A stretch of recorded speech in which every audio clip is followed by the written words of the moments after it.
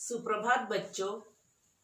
आज की इस आसन की कड़ी में हम देखेंगे सर्वांग सुंदर आसन। इस नाम से ही हमें यह परिचय मिलता है कि इस आसन को अच्छी तरह से करने के बाद अपने शरीर का व्यायाम होता है और सर्वांग सुंदर व्यायाम करने के कारण हम इस आसन को सर्वांगासन कहते हैं। तथा यह आसन जो है, ये आसन सभी आसनों का राजा भी इस आसन को कहा जाता है। सर्वांग सुंदरासन करने के कारण बहुत सारे लाभ हमारे शरीर को होते हैं। वह कौन कौन से लाभ है, यहाँ हम आसन के लाभ के समय बताएंगे। तो आइए अब हम सर्वांग सुंदरासन को विधिवत कैसे करें यह देखते हैं। अब हम सर्वांग सुंदरासन करने का तरीका विस्तार से देखेंगे। सर्वप्रथम वज्रासन में बैठना है। उसके बाद दोनों पैरों को खोलना है। धीरे धीरे एक एक पैर को खोलते हुए दंडासन में आना है तथा अपनी दिशा को बदलकर आसन के लिए तैयार होना है। कमर के बल सीधे लेट जाए, धीरे धीरे लेट जाए।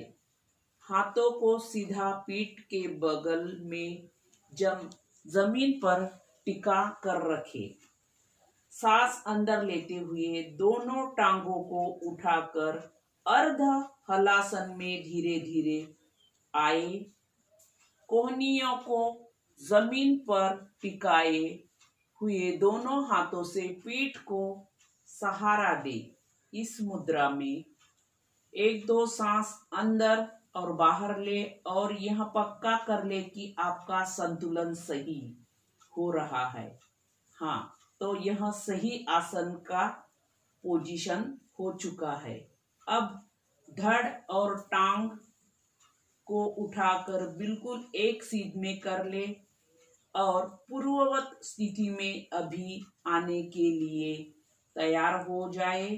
धीरे धीरे कमर से धीरे धीरे शरीर को नीचे लाए। धीरे धीरे धीरे धीरे धीरे धीरे धीरे धीरे दोनों पैरों को नीचे लाना है। हाथों को जमीन पर टिकाना है। दोनों पैरों को धीरे धीरे जमीन पर रखे। दोनों हाथ जमीन पर टिकाए और निरंतर जिस प्रकार से अपना श्वसन कार्य चल रहा है उसे चलते रहने देना है। अब इस आसन को छोड़ चुकने के बाद धीरे धीरे उठकर बैठना है। धीरे धीरे उठना है और पूर्व स्थिति में आना है।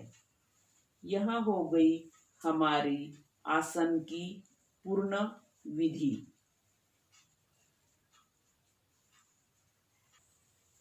सर्वांग सुंदरासन के फायदे इस प्रकार है। सर्वांग सुंदरासन करने के कारण हमारा शरीर बहुत सुंदर होता है, मन को शांति मिलती है, रक्ताभिसरण सही तरीके से होता है, हमारे हृदय की जो गति है वो सही मायने में होती है।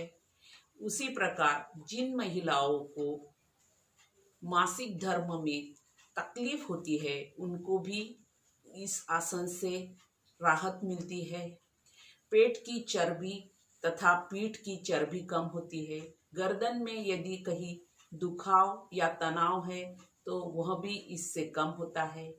थायराइड जिन किसी को होता है उनको इस आसन से लाभ होता है। उसी प्रकार हमारे शरीर में जहाँ कहीं पे भी दुखाव या खिंचाव होता है तो इस आसन को करने से वह भी कम होने में मदद होती है। इस आसन में हमें कुछ सावधानियों को भी बरतना होता है। जैसे कि किसी के कमर में दर्द है बहुत, तो उन्होंने यह आसन नहीं करना है। किसी के पीठ का या पेट का ऑपरेशन हो चुका हो तो यह आसन ना करें। गर्भवती महिलाओं ने यह आसन नहीं करना है। गर्दन में किसी के बहुत तकलीफ होती है तो यह आसन ना करें। तो आज का ये आसन की कक्षा आपको कैसे लगी, यह जरूर बताएं। धन्यवाद।